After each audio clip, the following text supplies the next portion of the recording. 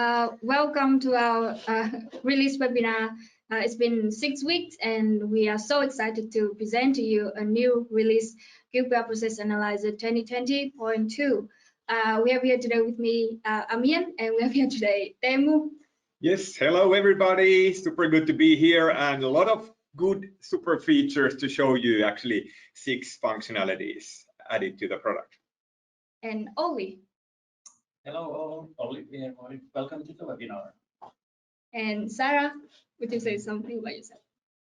Yes, so I'm new here. I just started as product marketing manager, and so you won't be hearing me talk too much today, but probably much more in the future. But I'm very happy to be here. Nice to meet you all. Great. Then let's start with the content that we have today. Teemu, yes. Okay, all right. So as said, 2020.2 and 6 super nice new functionalities, and then a sneak preview of the ideas for the 2020.3 version. So 0.2 version is now live, up and running, and let's get into the slides over here. So just a quick summary, I will be repeating these so many times: enhanced filtering, path analysis, flow duration, dashboard on-screen settings, improved navigation menu, and the memory reporting. It's gonna be a lot of stuff coming today. I hope I can give a demo of each of these. So enhanced filtering. We prepared 6 slides, 1 slide for each showing the use cases and 1 slide showing the functionality. So use cases. Filtering is specifically important in process mining because you can show only limited amount of event types. That's the basic usage for filtering. So you want to simplify your model by limiting the amount of event types or limiting the amount of cases that are included in your filter, so that you can then analyze those cases in more detail. And of course, the enhanced filtering allows you to store any business findings as a filter, so that then you can later on refer to that particular filter.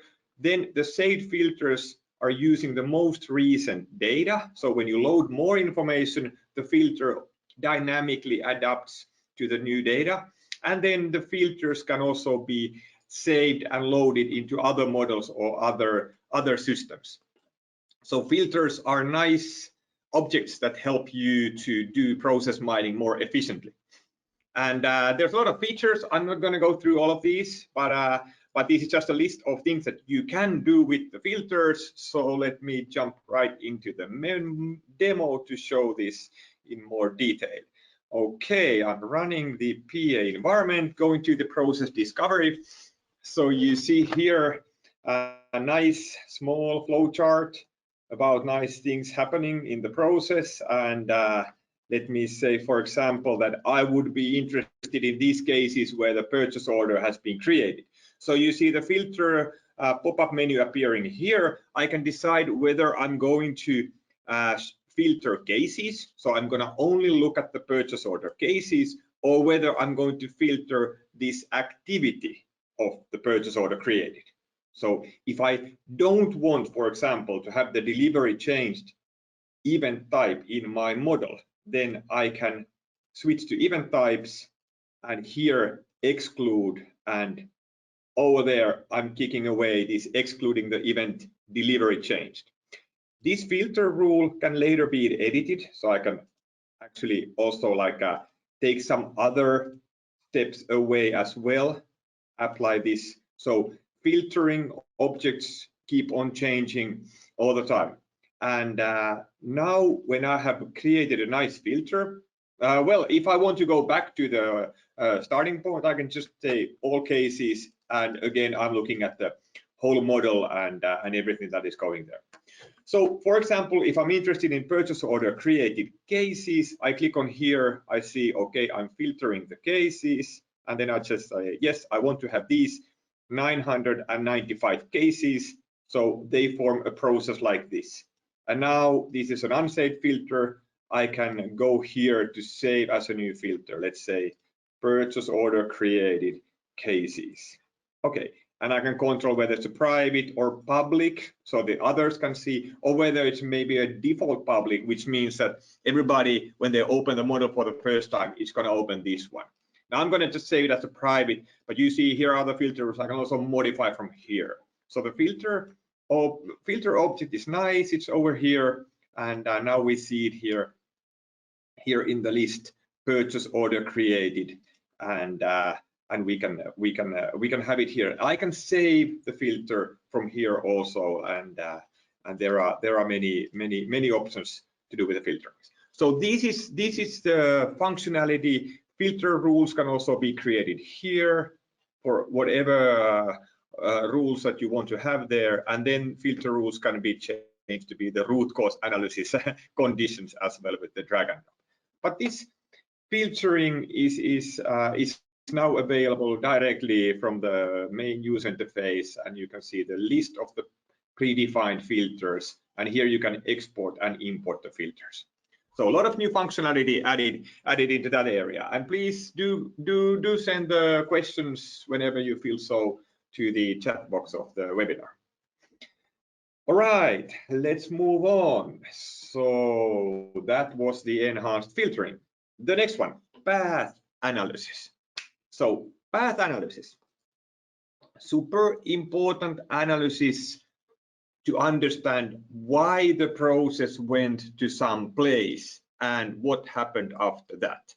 For example, customer complaint, it can occur anywhere in the process, and then you may be really interested to know what are the typical steps that occur just before we get the customer complaint. Okay, that's now very easy to do with the path analysis. Also, when you do get the customer complaint, what happens after that particular step? It may again be super important to see that. And those are now added, and a couple of use cases, web analytics kind of analysis, where you analyze how people use your website and how do they change the pages and what pages are leading to some other pages. That's kind of an analytical example, but the more real life example is the healthcare processes. Patients have various backgrounds, and then when they come to that particular step in the process, you may want to understand that what was leading, where did they typically come to this particular step, and then if doctors are deciding some follow-up actions, so what is typically happening after that particular step. And in whole end-to-end process in healthcare, you may have like hundreds or thousands of steps for any individual case or person, but you want to isolate your analysis around one particular event type. That's the essential of the path analysis. And the same goes with the customer care processes. So requests and tickets are coming, and then there's an unwanted step, so you want to know what happens around that unwanted step. Okay, how does it work in practice? Well, we have these magnificent path analysis views available as ChartView presets, where you can simply give what is the event around which you want to be doing the analysis and how many steps you want to have there. And then there's the two versions, path starting from and the path until the particular event. So let's jump into the demo. All right, I go to the chart view, and I can just say that let's do it for all cases. So then I select a step that I might be interested in. Let's say return with notification. So we have 479 cases going to here, and now I want to know that what is happening path until. So how do the cases end up into this product being returned? Okay, well, we see that let me say returned with notification. Yeah, that would be good. Let's take the return with notification. Okay, over here, 479 cases coming here, and we see that the most common route is through this. Just after the invoice has been created, you come to the return with notification. If I reduce the amount of steps, I can just say that okay, the most common way is to come from invoice created, the second most common confirmed delivery date, and goods returned with claim. Okay, and then if I add some depth, I can see that okay, invoice created after the confirmed delivery date is more common than invoice created after the delivery completed. So I can extend my analysis, the neighborhood of that particular event that I'm focusing on. So this is showing you what's happening right before. I can of course then create a filter and say that hey, this one is an interesting one. I want to analyze this in more detail. Let's create a filter for that, and then looking at it in here, and of course I can go to the settings and show the durations, and now have a full analysis of how the return with notifications. So it was 16 days on average that after the invoice created, we go to the return with notification. Okay, so this is a functionality to analyze what happened right before something, and then the similar analysis is available. So analyzing what happens after a particular step, and both of those two analyses are available here in the chart presets. So you see the presets, and you have the path until selected and path starting from the selected event. And of course, since these are charts, they are shown here as a list, but you can, instead of list format, you can go here and instead of visualizing as a table, you can visualize with any other options as well. Okay, that was the feature set for the path analysis. Now, flow duration. So flow duration, again, one of the key concepts in process analyzer and process mining. We have now added that more functionality for the flow duration analysis. And why the flow duration is good. So you want to identify too long lead times. So you want to identify the cases where it's taking too long time, but you also want to identify when it's taking too short time between two events. And typical cases include identifying the RPA opportunities, so long lead times. You generally have bigger potential for savings, and then improving the customer experience by shortening the total end-to-end process duration. And flow duration is available as a chart. So let's jump into the chart and see how it looks like. You see, I'm creating these filters all the time, but it's this easy to take away from those.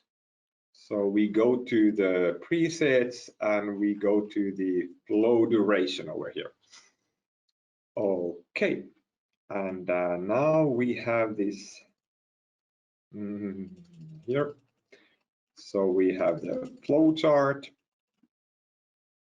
And let's say that I would be interested in this flow. So this is a nice functionality that whenever I want to see a particular flow, like from the customer pickup to the delivery completed, I can just click that flow and it sets the start and end events over here respectively, and then the time unit I can select for my chart. So the median time is 1 day 15 hours for this flow, and then you can see the distribution. So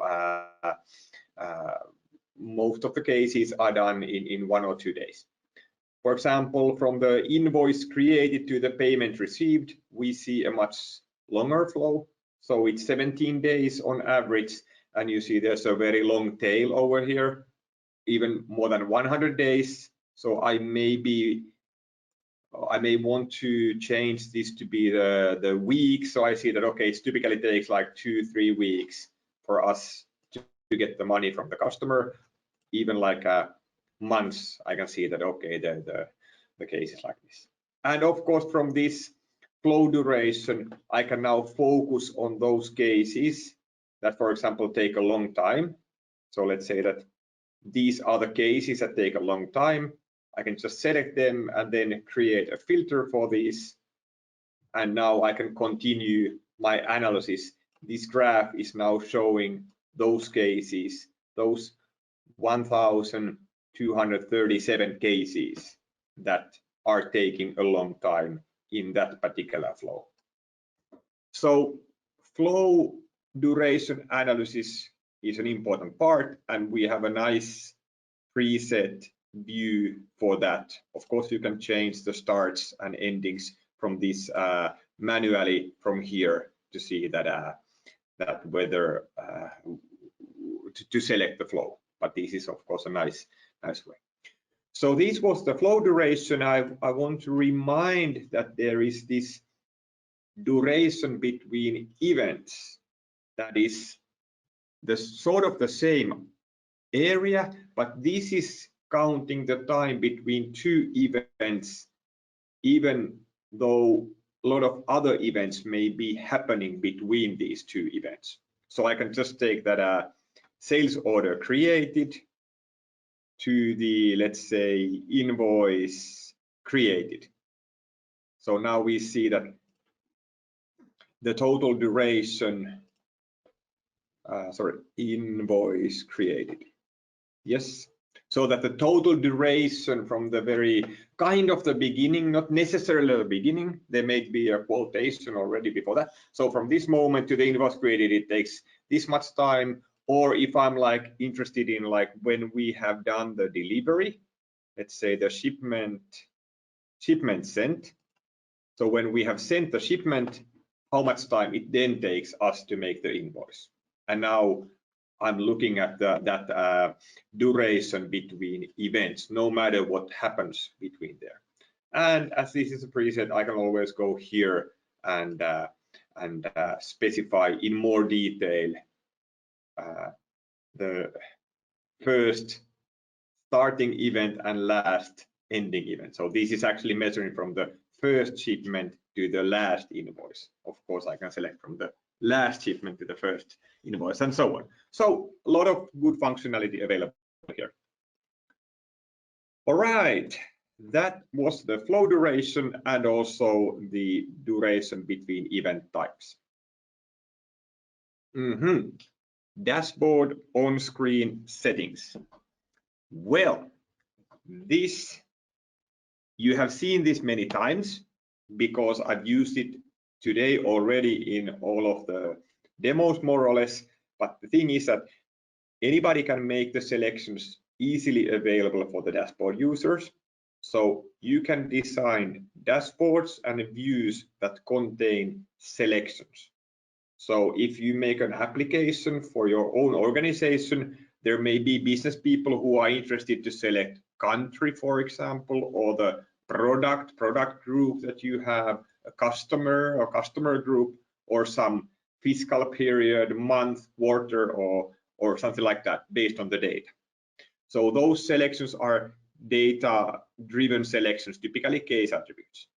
And then with the same on-screen settings, you can do you can put the analysis parameters easily available for end users. So I'm eager to show you the clustering view, which is now showing the analysis parameters. The parameters have always been there, but it has been a bit of challenging to change them. Now it's really super easy to change. So let's jump to see how these features work. So we are again here in the chart view. Let's get away from our magnificent filters and let's go to the, well, already here. These are the presets. These are the on-screen settings. So start event, end event, time unit. So if I go here and I go to the edit on-screen settings, I see that somebody has been clever enough to write these settings saying that I want a setting for start event, I want a setting for end event, and I want the setting for the time unit. And they are dimensions in my view. So now I can check what are the dimensions. So here they are, dimensions, and they are actually coming from the first dimension, and they are these start event, end event, and time unit. So these are exactly these texts over here. So these particular things have been selected as on-screen settings.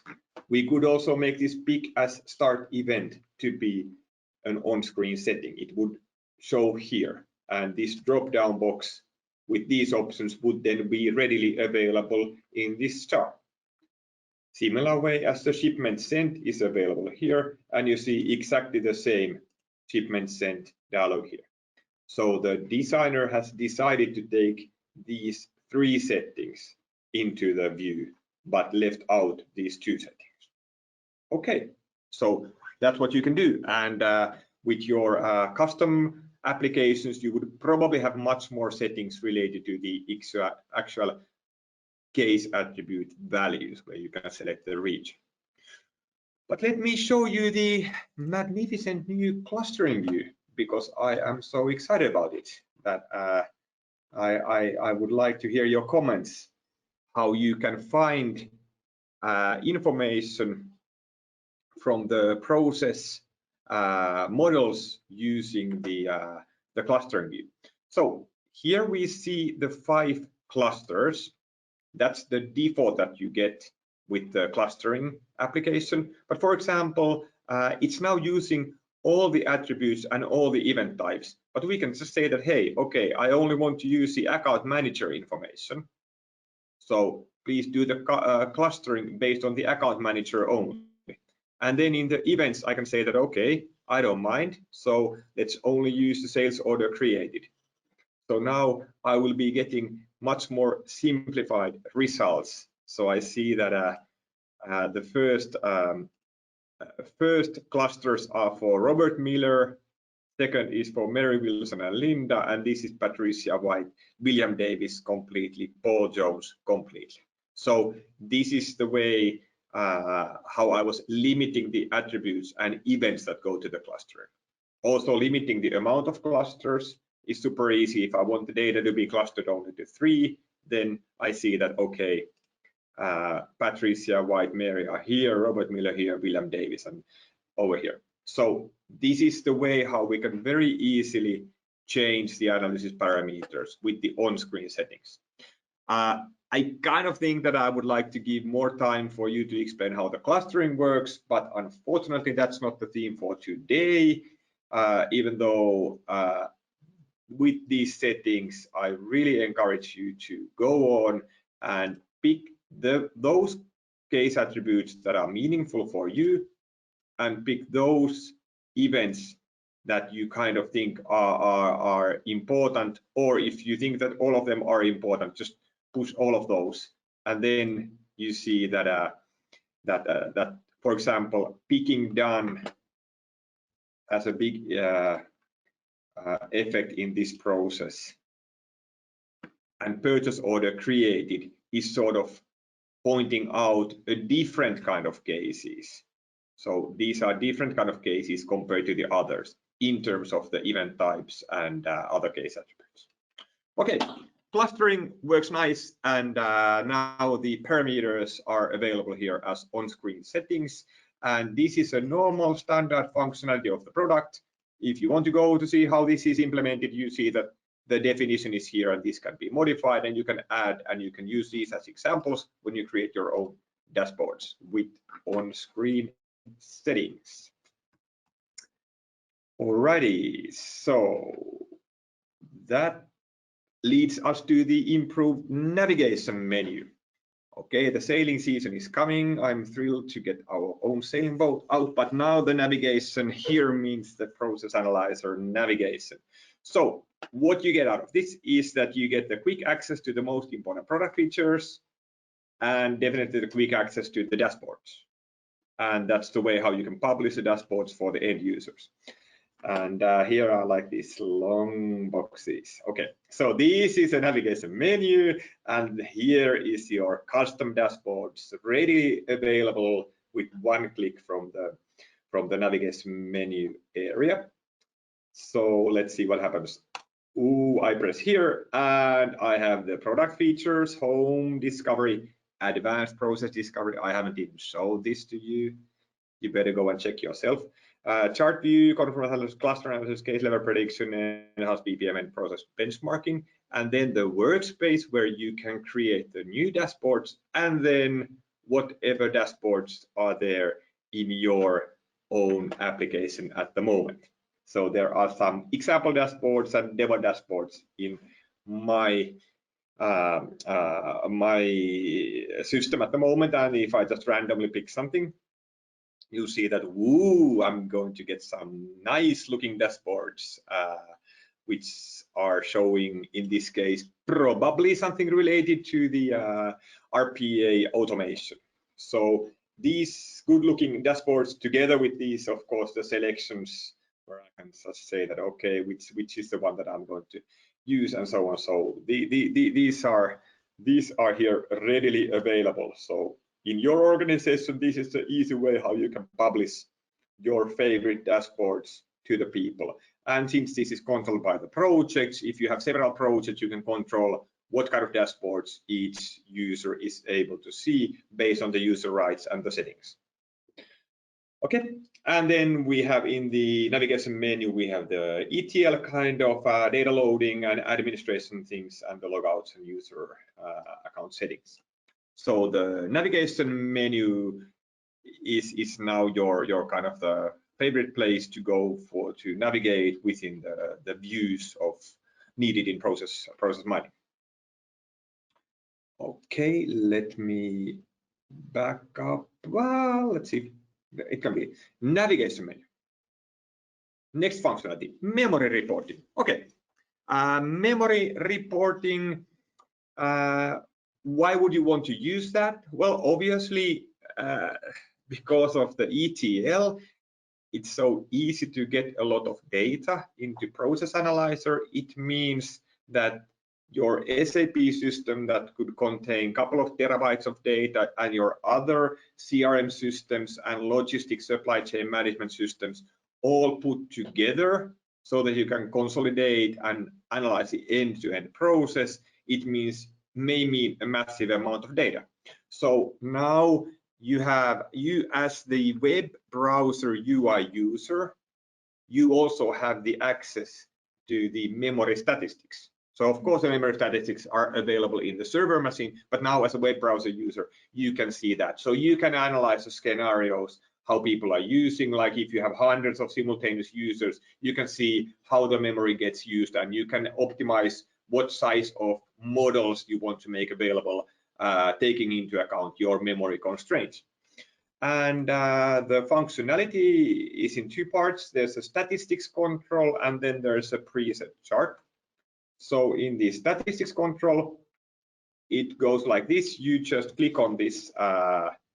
It shows the cases now, events, variations, event types, and flows, and then the memory available. So you see, I'm having 11.4 gigabyte of memory available from the 32 gigabyte in this server, and the process analyzer is using 6.9 gigabyte of memory here, and I can press a control key to update these figures, and more or less it's likely to show the same. And then I can press the Alt to start a memory cleanup if I'm removing some model from the memory and I want to get the precise figures at that particular time. But there's typically no need to do the cleanup. It does it automatically. It's just if you want to be very, very specific of the memory usage, which also you can use with this memory cache functionality. So you can open it here and it will load and show you the models that are in the memory and how much they are using memory in each of the views. And I don't want to let it go to the end. I'm just clicking it from here. There may be some other models as well in this system. All right, so the memory cache is shown in a way that you show the models and then particular kind of memory slot that is reserved, and then additional data. This is what you can use to see how the analysis keep on being cached for the speeding up the later usage. All right, that was 20.20. What do you think? Thank you, Teemu. That was very exciting. And I hope that you all will go and explore yourself all the new features. And we are always happy and ready to help you with any questions that you might have. You can either email us, or if you have one right now, you can ask away. And if not, I'm also curious to hear about what we will have in the next release, the 2020.3. And Olli, could you tell me about it, please? Yes, let's see what do we have in the next release. So here is a slide of full of features and items that we will release in the next release. So all right, now when we have this powerful dashboarding functionality as we saw there, and we have an ability to add these presets and templates and build real process mining applications on top of that. So we will in future add a lot more of these applications, and we'll start with the RPA use case. So robotic process automation application will be there in the next release. So a lot of ready-made views and analysis in this RPA topic. All right, then there will be URL links that can be get from the dashboard. So idea is that when you want to send a link to a dashboard to your colleague, or put a link to your company intranet site, you can now then get valid links directly from the QPR ProcessAnalyzer, and then that link will then lead to that dashboard, and it will remember all the settings that are there. All right, then security is an important topic, and we are then further working with that. So well, the main security improvement in the next release will be there will be a possibility to securely store passwords to the system. So okay, where need password? So ProcessAnalyzer extracts automatically data from all kinds of external data sources, and okay, to be able to authenticate there, you need to store the external system passwords to ProcessAnalyzer. And now in the next release, it can be done in a way that when the password is stored there is no way for the users to retrieve the passwords. So passwords can be used, but users cannot see them there. So they are then stored very secure way. And all right, well, security consists of, well, the features, but also the way how the system is set up. So that's why we are working with the instructions for administrators how to install QPR ProcessAnalyzer in a secure way. So instructions and tips for hardening the system security for ProcessAnalyzer environment. And all right, then last thing to mention. So now we saw these already these ChartView presets there, and there were quite many there, and all right, there will be many more. So we will add categorization there, so then you can more easily find your favorite presets there, and probably we'll end up this kind of a categorization where there are general charts. You can get the basic information about the cases and events and event types and so on. Then case duration and time trend viewpoint, then process flow viewpoint. So for example, these paths and variations and so on. Then advanced AI, so this clustering and prediction and root cause analysis and so on. And then many reports for the administrators, which of course only the administrator can see those reports. But yeah, these kind of things are coming in the next release, and yeah, we can expect that the next release to be out in the mid-April. But yeah, that's all from me. Yeah, I'd actually want to, let's see if I share my webcam. Yeah, I'd like to add one more thing.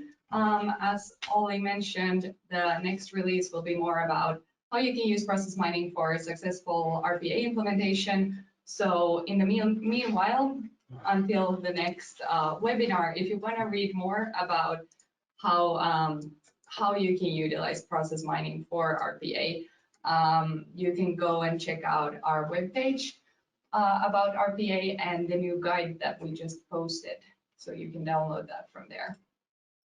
Yes, definitely check that out. It's very informative. And I see that Alan has a question here, or a comment.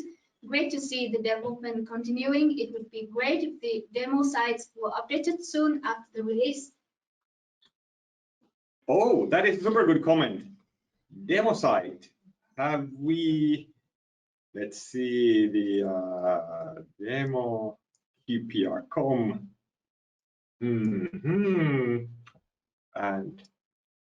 But definitely, of course, we have many demo sites, and we are, of course, upgrading all of those. If some of the sites is not upgraded yet, please let us know. I was already under the assumption that all the customer environments in the cloud environments would have been updated. But yes, let's make sure that's going to happen. Thank you for the comment, and thank you all for joining us in the webinar today. We hope to see you again in 6 weeks. And if you have any questions and comments, feel free to email us and follow us on social media for more information. Thank you. Thank you. Yes. Bye bye. Thanks. Bye bye. Bye.